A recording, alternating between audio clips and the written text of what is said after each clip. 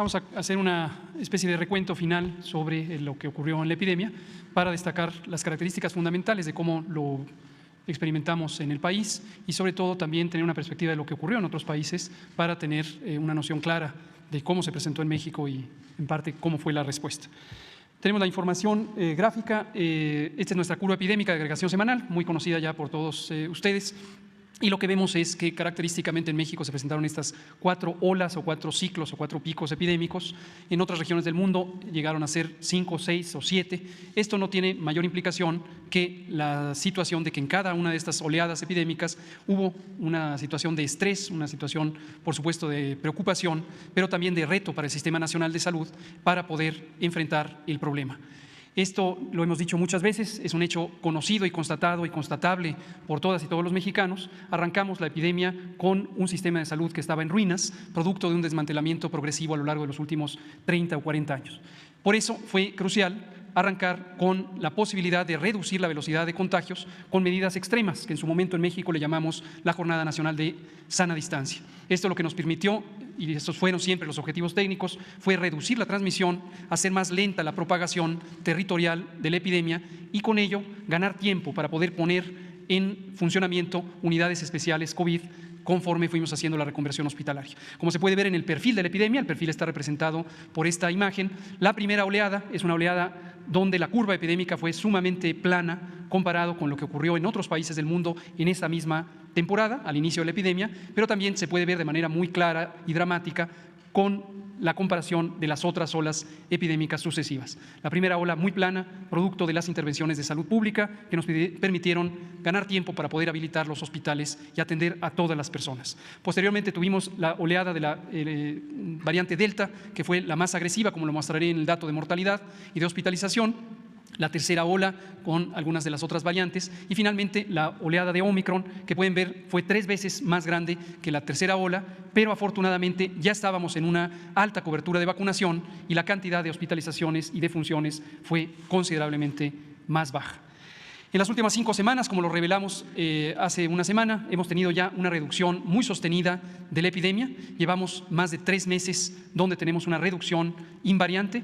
Cada vez se mantiene una cantidad de casos mínima. Esto va a ser relevante para considerar cuál es el estado actual de la epidemia y la perspectiva futura. La siguiente, por favor. Como decía, en los impactos importantes o más destacables, más lamentables también de la epidemia, está la enfermedad grave, que aproximadamente en 5% de la población infectada por el virus SARS-CoV-2 se presentó, con la necesidad de hospitalizar a las personas. Y ahí vemos el mismo perfil, 4 oleadas, pero en contraste con los casos, vemos que una vez que empezamos a vacunar, en las olas 3 y 4 tuvimos una cantidad, una proporción de personas hospitalizadas sustancialmente menor a lo que ocurrió al inicio de la epidemia. En la sombra de color claro que se ven estas dos gráficas, la de arriba camas generales, la de abajo camas de terapia intensiva, vemos la capacidad hospitalaria que mantuvimos en todo momento y que logramos con la reconversión en las primeras 6 semanas de la epidemia. Vean ustedes en el extremo izquierdo de las gráficas cómo teníamos una muy limitada capacidad hospitalaria, pero en 6 semanas logramos montar esa capacidad y la sostuvimos a lo largo de toda la epidemia, teniendo prácticamente el doble de camas de lo que en su momento fue necesario utilizar para atender a las personas. En este momento se ha mantenido también muy estable la reducción de la hospitalización, 3% de ocupación en camas generales, 1% en camas de terapia intensiva y en algunas entidades federativas ya varios días consecutivos con ninguna ocupación de las unidades de cuidados críticos COVID. Esto lo que nos permite es identificar también una estabilidad en este impacto tan importante. Y finalmente, respecto al perfil de la epidemia, la mortalidad, la situación más delicada, más lamentable de cualquier enfermedad es la pérdida de la vida. Y lo que vemos también es esta característica de que una vez que empezamos a vacunar, logramos llegar a la tercera y sobre todo a la cuarta ola con una población fundamentalmente protegida de los desenlaces que puede proteger la vacuna contra COVID en cualquiera de sus variantes o marcas. Y lo que vemos es que tuvimos una reducción también de la mortalidad que se ha mantenido en estas últimas 3 meses, ha reducido 10 veces la mortalidad y se mantiene ya en cifras mínimas. Siempre decimos que quede muy claro, aunque fuera una sería muy lamentable, pero en términos epidemiológicos es una reducción muy, muy sustancial. 4 defunciones en promedio diario en las últimas semanas. Al final de los cierres semanales llegamos a 8, pero entre 4 y 8 el número de defunciones diarias en promedio.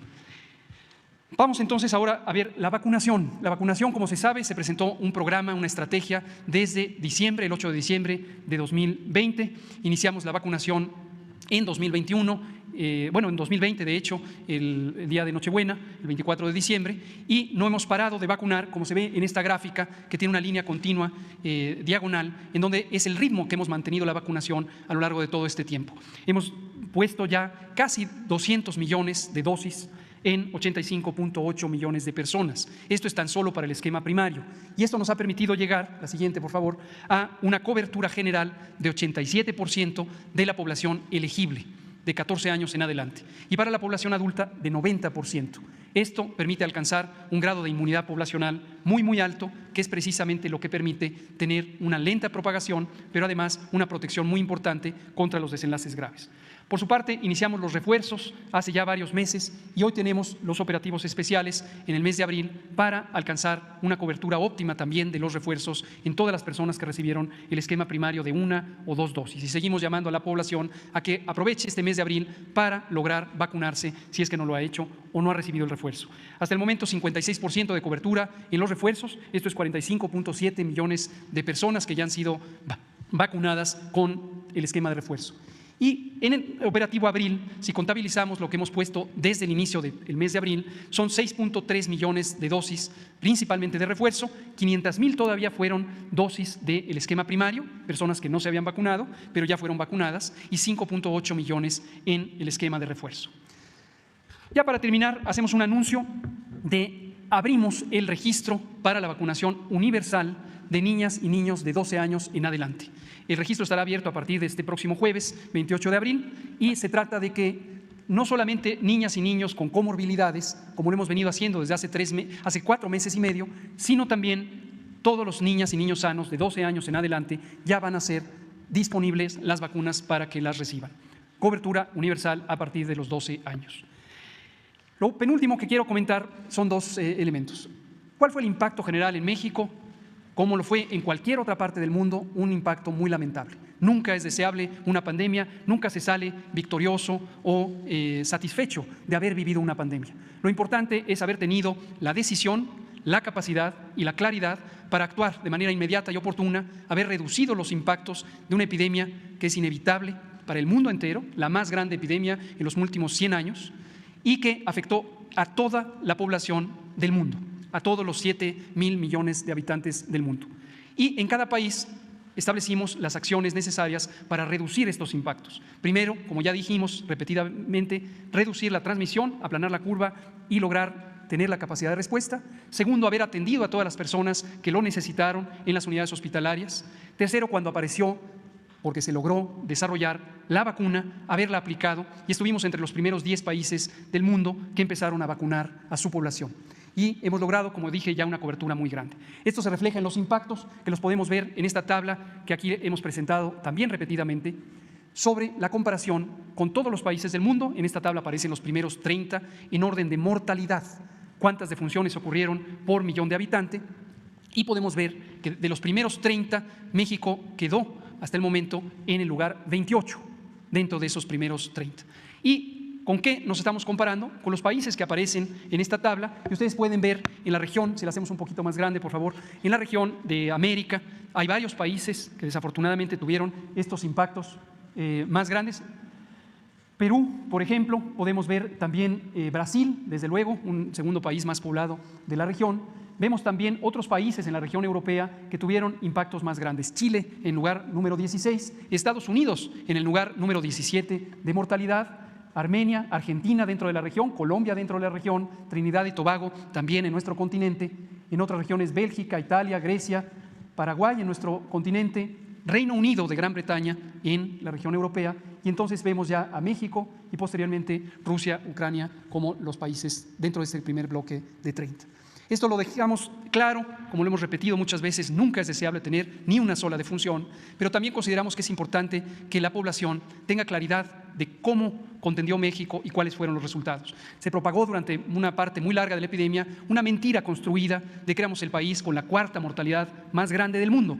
Eso ya se redujo, ya solo algunos columnistas de cuando en cuando insisten en esta mentira, que fue una fabricación.